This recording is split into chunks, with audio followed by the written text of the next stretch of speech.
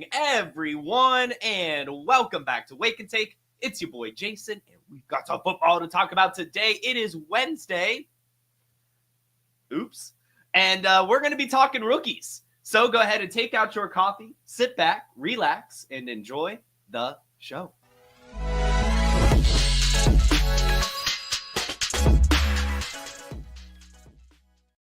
And of course, as always, welcome in and good morning to everyone here. Big Country, Donald, Mark, Alex, Happy Hudson. Glad to see you all this morning as we're doing the new thing, the Monday, Wednesday, Friday programming here at Wake and Take throughout the playoffs. Should be good. We'll see how it goes. I kind of like the on and off. We'll see. You guys let me know how it's going for you guys as well. But I'm feeling good. I'm feeling great. And I'm very excited because we get to talk about rookies now. As we talked about, the football season's over. We're, of course, heading into the playoffs. But for you guys, it's Dynasty time, right? I'm sure startups are going. I'm sure that you're already doing mock drafts. And I'm sure you're really wondering, hey, should I be trading for some rookie picks? Who am I looking at this year? And, well, we've got some interesting prospects. I'm not going to lie. I'm also kind of beginning my rookie process. I've got top 12 rookies for you today. Basically kind of just a brief overview of what I know and what we've seen from these rookies. Nothing too crazy, it'll be a nice little show. I think we're going to learn a lot. And then we'll kind of, as this draft process goes, we'll have the combine, we'll have the Senior Bowl, we'll have the interviews, we'll have all these people's takes come together to really, really solidify what the true top 12 is. But this is kind of how things are looking right now. These are some good prospects that I think will be hitting our fantasy drafts at the very least. So let's get into it. Let's just go ahead and get into it. I didn't have time to make an overlay per rookie, so sorry about that. We're just going with the general top 12 rookies overlay. And hey, we all know who number one is so far, and that's, of course, going to be running back out of Boise State, Ashton Jeanty. He's 5'9", he's 215 pounds, and he's only 21 years old. The big thing, of course, for him this year is he almost broke Barry Sanders' single-season rushing record. He finished the year with 2,601 rushing yards. Yes, you heard me right. He finished the year with 2,601 rushing yards, just 27 yards shy of Barry Sanders' single-season record. This is a player who burst onto the scene, especially this year. In week one, had 267 yards and 6 touchdowns in a single game against Georgia Southern. That really, really put his name on the map. He went the whole year without having a single game under 100 yards and only had 2 games without a touchdown. Truly a phenomenal prospect. This is a running back that's going to be taken in the first round and probably early in the first round.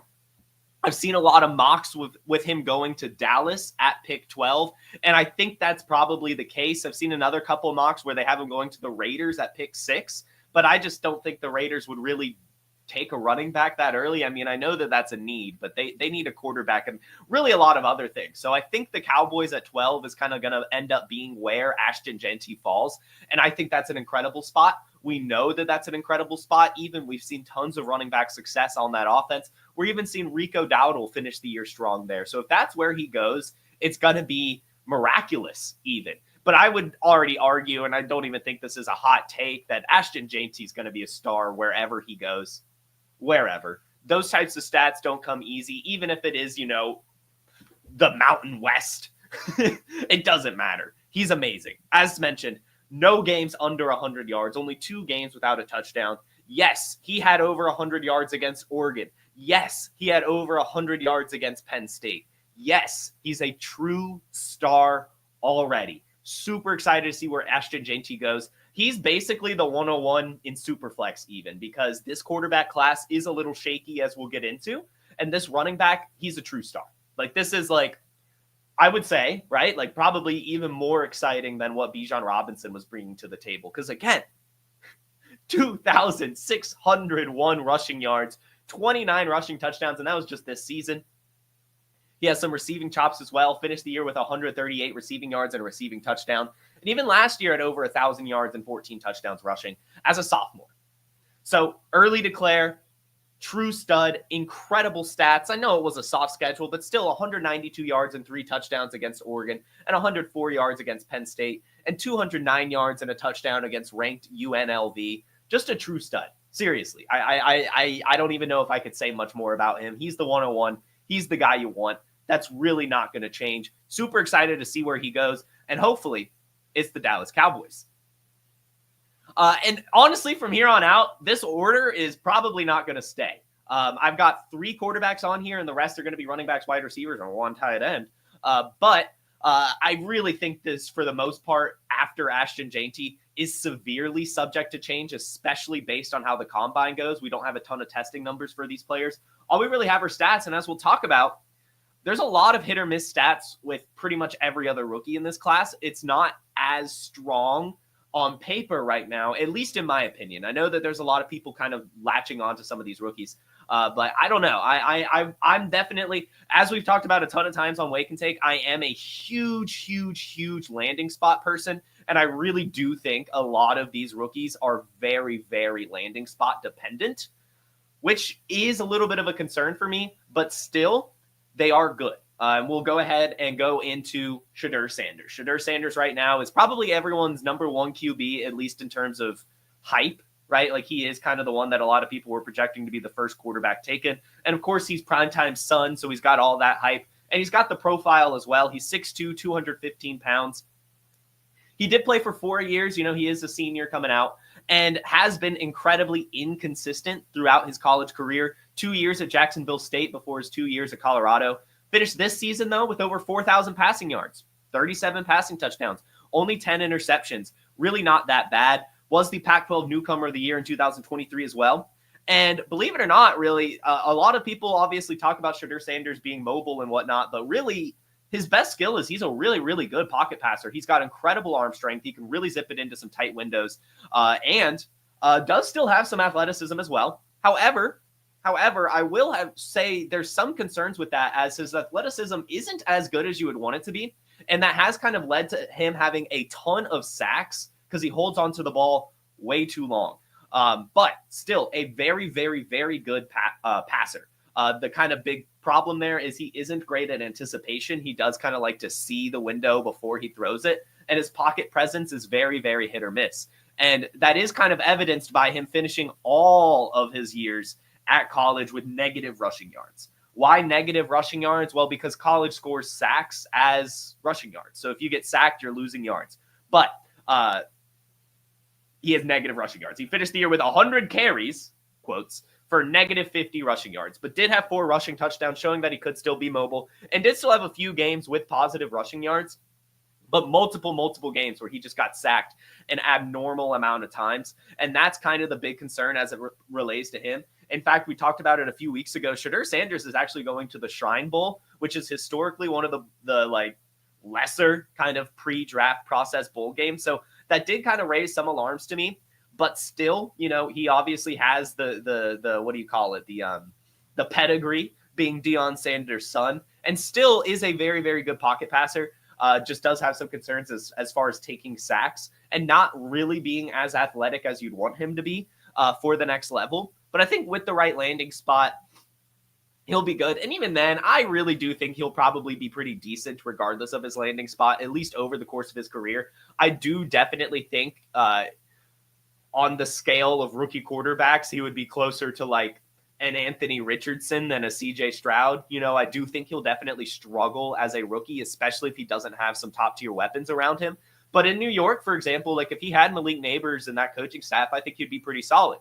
But he's also being mocked to Tennessee, and I think that he would struggle in Tennessee. He's been mocked to Las Vegas. I think he'd probably struggle in Las Vegas. And he's been mocked to the Browns, and I mean, that's just a death sentence to any quarterback, regardless of how good you are. So I want to see where he goes, obviously, before I get too far out over my skis. But to me, he is still kind of the top quarterback prospect in terms of ceiling and everything and expectation. So I do like Shedeur Sanders. I think he's a pretty damn good prospect. I think we all know that. But he definitely does have some concerns in terms of translating to the next level. And we'll just kind of have to see how that goes. I do think that all of these rookie quarterbacks, as we'll talk about, will have growing pains. I don't really think we're going to see like a Bo Nix, a Jaden Daniels, a CJ Stroud rookie QB season next season, which is totally fine. You know, maybe we should return to the norm because we do have some really good running back prospects in particular this year. The next quarterback and next player is Cam Ward. This is the quarterback from Miami. He's 6'2", 223 pounds. and 22.6 years old. He has played for 5 years. So this is going to be one of those players that maybe is more pro ready. As we saw last year, this was a big lesson we learned. We were concerned about the fifth-year seniors going to the NFL, but actually all of those were more pro-ready than the next bunch. So Cam Ward being a fifth-year senior isn't that big of a concern, especially given as a fifth-year senior, he's actually still only 22. He led the nation in QBR with 88.7 and finished the year with 4,313 passing yards and 39 passing touchdowns. That's pretty damn good. And also, the big thing here, as mentioned with Shedeur Sanders, he finished every single season with negative rushing yards. Cam Ward is actually a mobile quarterback. He finished every season with positive rushing yards, and especially last year at 204 rushing yards and 4 touchdowns, and the year before that, 144 rushing yards and 8 touchdowns when he was at Washington State. Cam Ward really is a good quarterback, especially as a passer, really. Especially as a passer. And what I really love about Cam Ward, I'm not going to lie, and this might turn a lot of people off, he was an unranked recruit, 0-star recruit in 2020, which is just amazing that he's made it this far. He played 2 sports in high school as well, both football and basketball, and actually does have some pedigree. He's related to Quandre Diggs and Quentin Jammer. So, you have the secondary blood in your family that kind of helps you in your understanding of defenses maybe.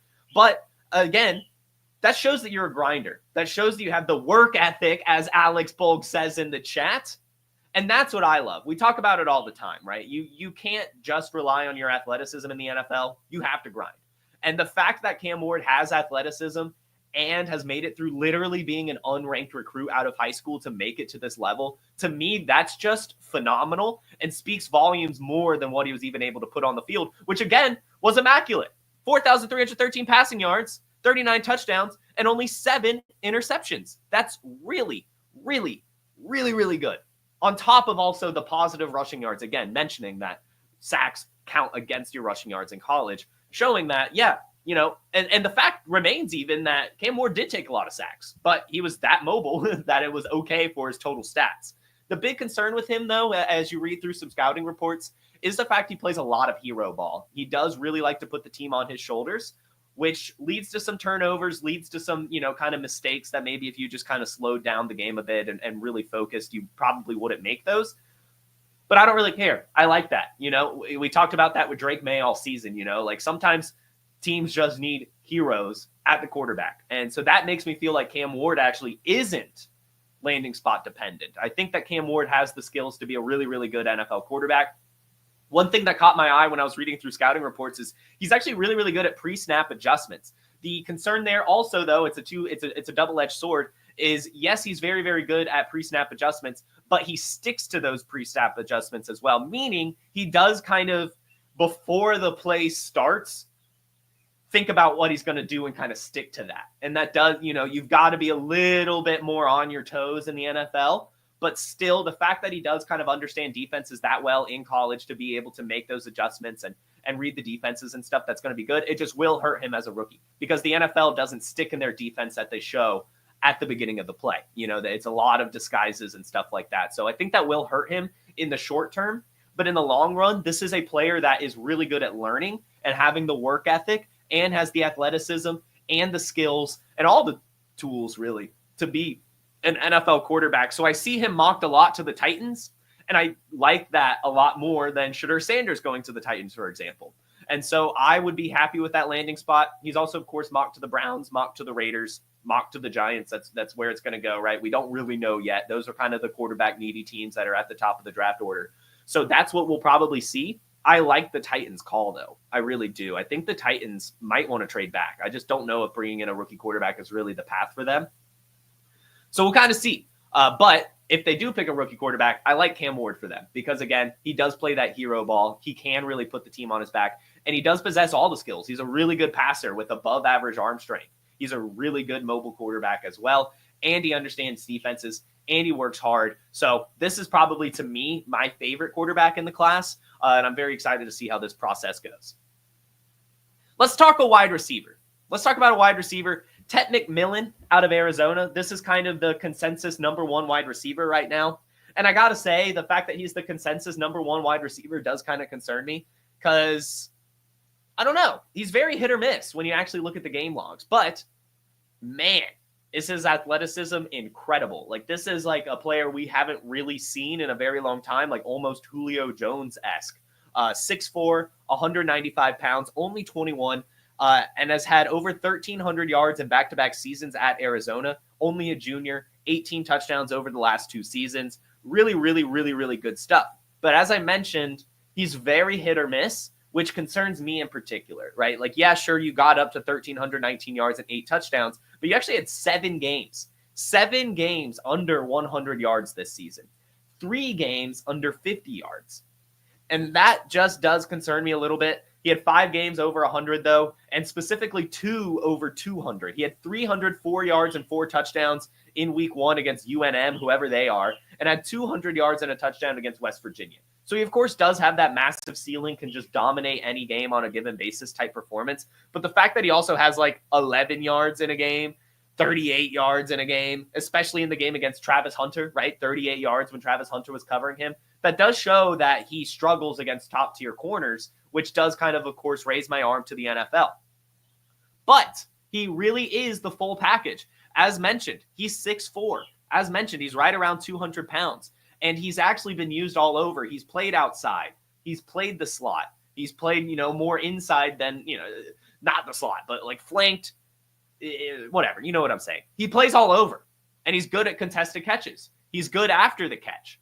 He's a decent route runner. However, he does struggle with separation, which again leads to the hit or miss. And so I do think he will very much struggle against the top tier opponents, especially as a rookie. But the fact that he can be used all over and possesses the athleticism to truly dominate some of the smaller corners, especially by his size, I do think he'll, of course, be good at the NFL level. I just see a lot of people, talking about like bumping him up really, really high in these rookie drafts. I do want to see his landing spot first. I think that he needs a really, really good quarterback because he struggles with separation, right? Like if he's going to be put into these contested catch situations a lot, then he needs the quarterback to put it into the right window. I think he'll get that right quarterback. He's projected into the first round, and specifically to the Patriots or the Panthers is kind of the 2 big ones. The Jaguars is another one. I think he'd be an excellent complement to Brian Thomas Jr., but I do think that he's not quite the true alpha that people are expecting from him. That might be a hot take this early. And again, I'm only really just starting my kind of rookie analysis process, but I just kind of have certain criteria, especially when I'm looking at the stats they put together. And just, again, to see him struggle so much against some of the better corner matchups and to have some of these floor games does raise some alarms to how he'll be as a rookie. Obviously, you can figure that stuff out. And on the Patriots, for example, I think that he'd be a good fit, especially with how much volume would go his way. And the fact that he is 6'5" and can play the slot, that's a really, really easy win for him. But also the fact that he can play outside as well. Just he's a very, very versatile wide receiver, despite being massively tall. Generally, we see these tall players can only be used in one situation. So that's kind of what's drawing the attraction to him. Just again, did definitely underperform against some of the better opponents and was very hit or miss. So I personally want to know who his quarterback is. And that's kind of how I feel about all these wide receivers except one of them. But we'll talk about Luther Burden the third, if you will. This is the wide receiver out of Missouri. Finished the year with 61 receptions for 676 yards and 6 touchdowns. He's 6'1", 195 pounds, and 21 years old, so it's pretty decent. But again, only 676 yards. And for me, it's a little bit of a concern when the year before he had 1,200 yards and 9 touchdowns. So like he declined in his junior season. I at least am able to figure out why. His quarterback did have 800 less passing yards, so that's obviously going to shave a lot off of your receiving production. But still, only a couple games. In fact, only one game over 100 yards last year. Had one at 91. That's why I said a couple. But still, yeah, only one game over 100 yards last year. The big plus to that was the fact that it was against a ranked opponent. He had 117 yards and a touchdown versus Boston College. So we take that. However, against Alabama, 3 receptions for 3 yards. Against Arkansas, 1 reception for 11 yards, right? Against Auburn, 49 yards. So it's just like, again, these wide receivers, they really do need kind of the right landing spot. However, what's good about Luther Burden is this is a player that I do think would be pretty decent as a like kind of a he's not an alpha. In fact, I would probably, if it does get to the point where he's a first-round rookie pick, I mean, I guess it obviously depends on the rest of the class. I would probably just say no. I don't think that this is a player that should command a lot of volume. I think he is definitely more of a gadgety player because he's incredibly good with the ball in his hands, but he doesn't really have a complete route tree. He's not that good of a route runner either. He's just mostly a playmaker. He's really good with the ball in his hands. So I think he'll start out a lot on special teams, for example. But again, a junior, does possess really good athleticism at 6'1", 195 pounds. Just not quite the full package and doesn't have the route running skills that you really want to see at the next level, at least in terms of being like a true wide receiver one. I think this is a guy like Jalen Waddle would probably be his ceiling, but I don't even really think that. I think like a bigger Rondale Moore, for example, might be him. But even then, Rondale Moore is a little bit better of a route runner than he even is. But to that point, Luther Burden was a 5-star recruit coming out of high school and did win first-team All-SEC in 2023 and was a Biletnikoff Award semifinalist. Just kind of had a down year this year, and a lot of that was because of his quarterback. So I do think on the right team, he'll be good. But again, there are just some concerns. Not quite a full route tree, and mostly just good with the ball in his hands. Doesn't really separate too much deep or anything like that. Gonna be in the slot. Big playmaker, but he's got to get the ball in his hands first. And it's obviously hard to get the ball in your hands at the NFL. I think it's going to be design plays, almost like Quentin Johnston, actually, just not quite like the screen. A little bit better than Quentin, you know?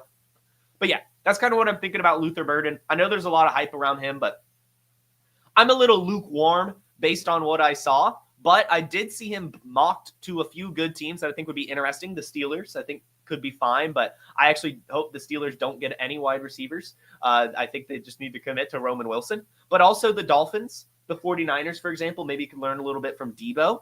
The Broncos could also be pretty decent. And I like the Seahawks as well. I think that that's a pretty decent. And lastly, I also saw mock to the Bengals, and I like that as well. They are kind of missing that slot receiver that they had in Tyler Boyd. So again, just curious to see, especially where these wide receivers go, but not Emeka Egbuka. Emeka Egbuka was a player that was supposed to come out last year, and I do think that this is one of those wide receivers that will be able to perform wherever he goes.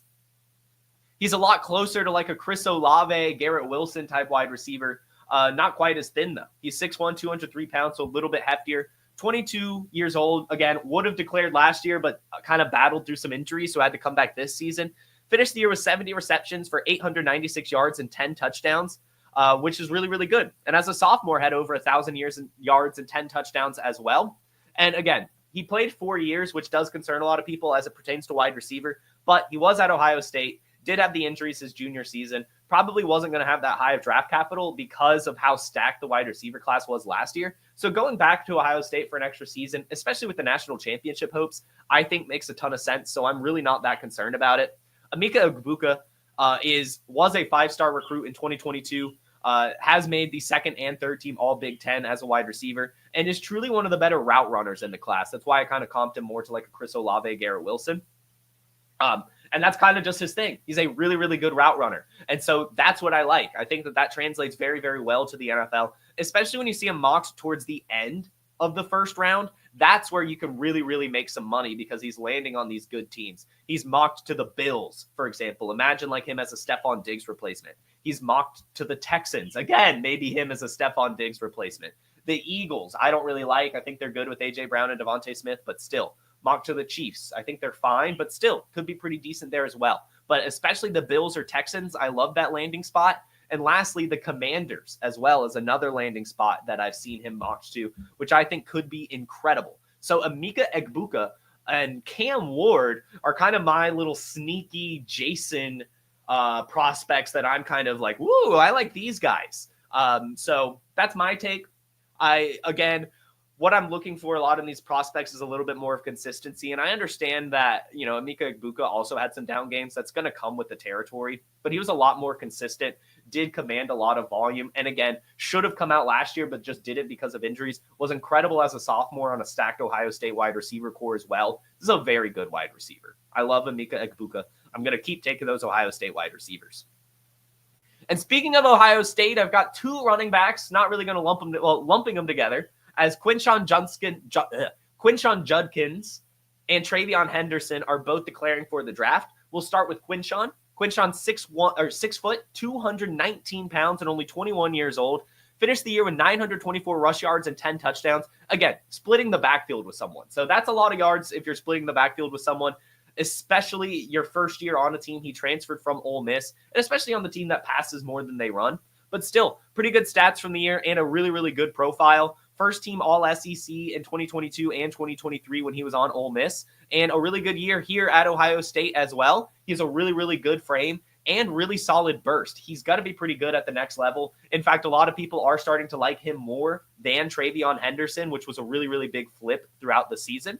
And he's pretty decent at catching passes as well. His kind of big concern, if anything, is his pass protection. But I don't care. I think all rookie running backs are going to struggle with pass pro. So that's fine, right? I don't think there's ever been a rookie running back that's going to be able to go into the NFL and be a good blocker immediately. But with that being said, I think his frame of 6 foot, 220 pounds will help him learn it pretty quickly. So I like Quinshon Judkins, especially if he gets the right landing spot. This is going to be a developing story, as I am seeing the Chiefs mocked to draft a running back a lot. It kind of concerns me as it pertains to Isaiah Pacheco. That was kind of always a concern with him, especially given the draft capital he had. And now that this year they've shown that they can use 2 running backs. But I do think that some of these other teams makes a lot more sense to take a running back like the Texans with Joe Mixon, kind of maybe one or 2 more years. Minnesota Vikings, love that with Aaron Jones on his way out. I hate the Buffalo Bills mock, though. I see that as well. I don't like that. We're good with James Cook and Ray Davis. But so Quinshon Judkins looking like a really solid prospect, and especially since he's a junior, we like that a lot. The other running back at Ohio State's TreVeyon Henderson. He's a senior. This was another player that could have come out last year but didn't, and probably should have. Really, he lost a lot of draft steam this year. But still 5'10", 212 pounds, so we take that. 22 years old and finished the year also with over 900 yards and 10 touchdowns. And has some receiving prowess as well. A little bit more consistent as well. I think that he was a little bit more of the reliable running back this season, but also, again, they kind of split it. It was good both ways, really, with either of them. And for him, he's a former 5-star recruit, and that was kind of evidence as he dominated as a freshman. That was actually his best season. He had 1,000 yards and 15 touchdowns as a freshman, and kind of every year got worse, which, again, is a concern, especially since they let a transfer come in and split the backfield with him. But still, he has the size and the athleticism to produce at the next level. However, he does scream more of a backup given his age and potential draft capital, but has the good footwork, has the good vision, is pretty explosive as well. I've seen him mocked all sorts of places, to the Bengals in the first round, which I think could be pretty cool. A little bit of a power punch next to Chase Brown, or the Ravens at 30, which would kind of just be learning behind Derrick Henry. But otherwise, we see him mocked in round 3 to the Bears, round 2 to the Cowboys, maybe if they don't get Ashton Jeanty, round 3 to the Patriots. So it's a very hit or miss prospect as it pertains to TreVeyon Henderson, but did have a lot of hype, especially last year. And with a good combine performance, I think could bring himself back up, but more than likely going to be a day 2 pick. The next one that's also probably going to be a day 2 pick, although it really depends how he does at the combine. Like, this could be another Xavier Worthy type story. This is another wide receiver from Texas, Isaiah Bond. He's 6 foot, 180 pounds, and only 20. So one of the younger players in the class. Finished the year with 33 receptions, which is not a lot, but took those 33 receptions for an astounding 532 yards and 5 touchdowns. What's cool about him is prior to this season at Texas, actually spent 2 years at Alabama, and last year almost had 700 yards and 4 touchdowns in the SEC. He's just hit or miss, and in fact, super hit or miss. Only one game over 100 yards, even as a 0-yard game. And really against his top-tier opponents is where he struggled. 50 yards against Michigan, 5 yards against Oklahoma, 11 yards against UGA, 50 yards against Florida, 0 yards against Texas A&M, and 22 yards against UGA. However, I'm going to chalk that up to being college. I think it's just a college thing. I think that this is, again, like a Xavier Worthy, where if he gets in the right team, he really, really could be special.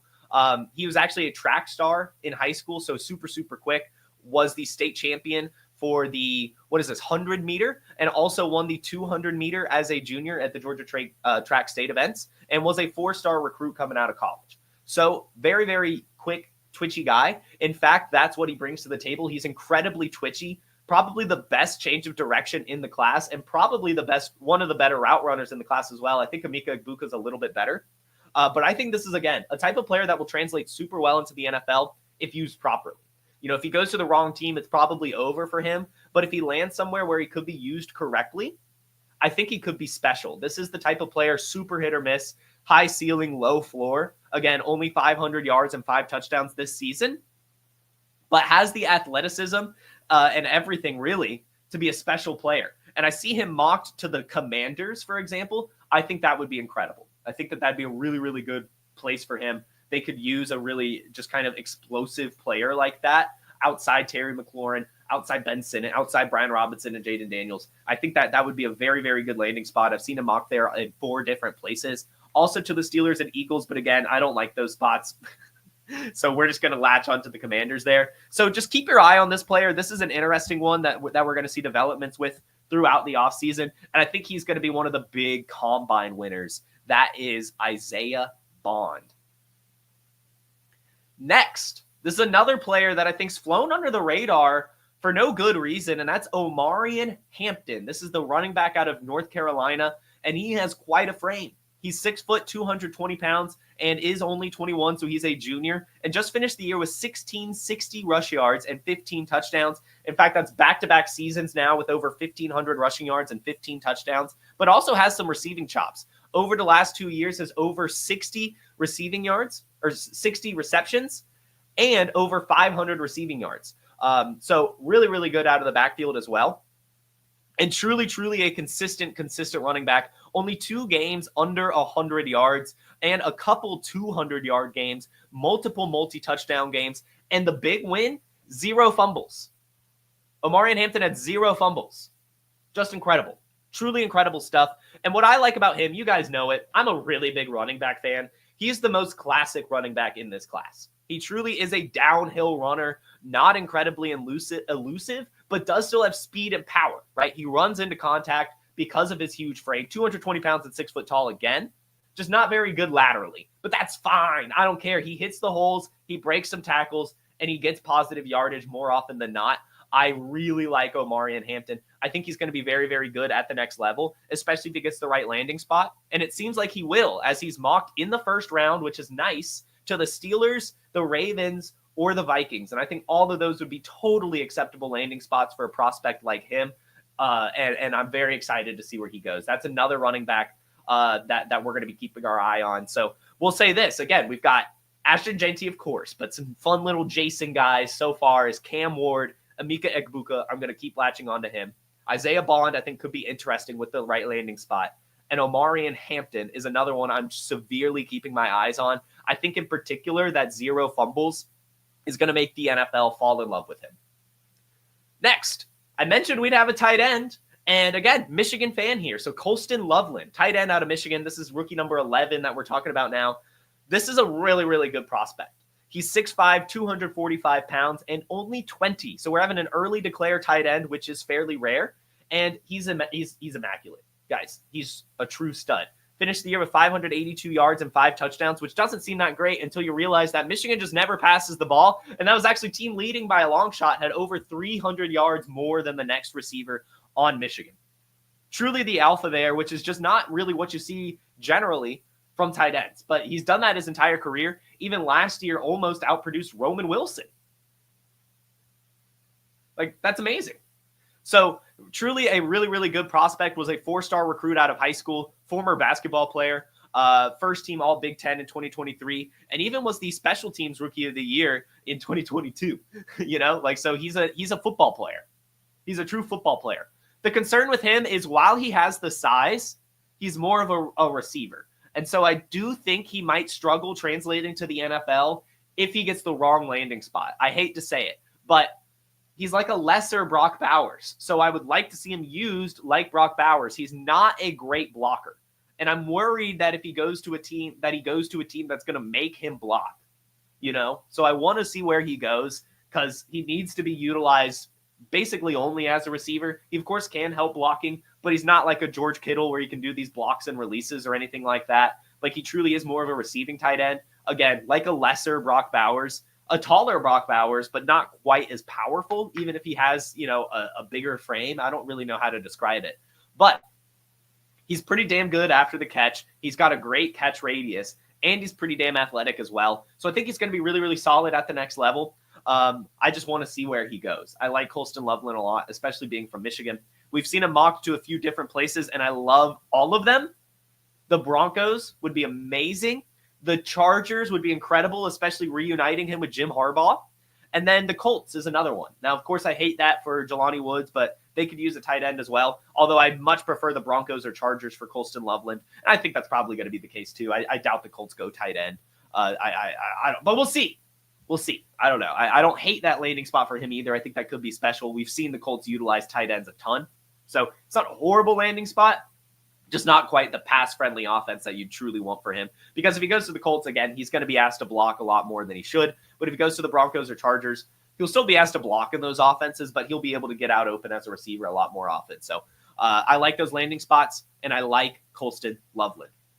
And lastly, we've got one more quarterback. That's Quinn Ewers. He's the quarterback out of Texas, 6'2", 210 pounds, 21 years old, is that junior. Finished this year with 3,189 yards and 29 passing touchdowns. 11 interceptions. And this is a player who is definitely dependent. He needs the right landing spot. He really, really does. And in fact, he needs the right coach. He's more of a point guard, I guess I could say. Like, he needs his weapons, but he doesn't have, he's not really above average or not, elite in anything, I guess. Like, he's kind of just slightly above average in most things. He's got fine arm strength. He's got fine athleticism. But he's not very patient in the pocket and very much struggles under pressure. But he can make some throws off the platform, which is awesome. But he needs the right landing spot and needs some decent weapons. Like, he needs to be in a friendly offense, which, speaking of, I've seen him mocked to the Rams, which I like a lot. A year behind Matthew Stafford maybe, and then just being with Sean McVay. I think that would be a match made in heaven.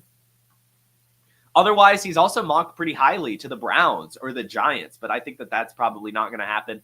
The Steelers could be interesting. I've seen him mocked there. Just kind of, they need a quarterback maybe, and that they have some weapons and a decent offense. But again, I like the Rams out of the landing spots I've seen the most. I think that would make a lot of sense for him, right? With just a Sean McVay style offense, I think that would kind of benefit his skill set a lot more because he doesn't have any crazy arm strength like that.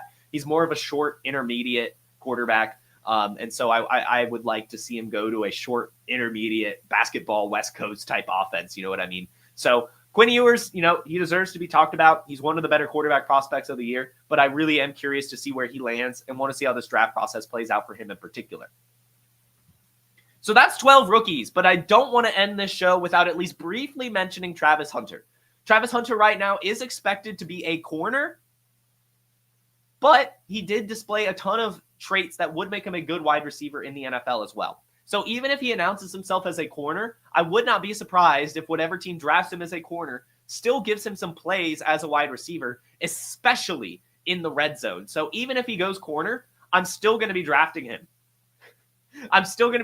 Maybe not the first round, maybe more of like a second round kind of dart throw. But I do think he's still going to have some production. He finished this year at Colorado with 1,300 yards and 15 touchdowns, had multiple multi-touchdown games. He's really, really good in the red zone, has amazing hands. And so, I mean, it's going to come down to price. But I think even if Travis Hunter declares for the draft as a corner, I would still be taking him in regular fantasy leagues. And I'm damn sure taking him in IDP leagues, as he might end up being a little bit of a cheat code. But he has really, really good skills as a wide receiver. And I don't think the NFL is just going to totally ignore that. I think he's going to have some designed plays. And I think in particular, he's going to be called upon in the red zone. So I don't want to give up on Travis Hunter. No one knows right now really what's going to happen with him. And it seems actually at this point, more than likely, he's going to go in as a corner, as shutdown corners like him don't come around very often. Even if he does that, I'm not going to lie. I think that there is some potential where he could still be at least slightly fantasy relevant as like a flex play or something like that with the right matchups. So that's everything I've got for you guys today. It was a very fun episode. It was awesome to go ahead and start looking into these rookies. It's a very interesting class. And we're going to start to learn a lot more about these rookies. And yeah, I mean, we've got the Senior Bowl coming up. It's going to be incredible stuff. So make sure you guys stay tuned. Make sure you hit that like button. Make sure you subscribe, and make sure you have a great day. I will see you all Friday as we run down the news of the week. So make sure you tune in Friday for the news episode. Subscribe to the Wake and Take podcast. You can find the Wake and Take mug there as well.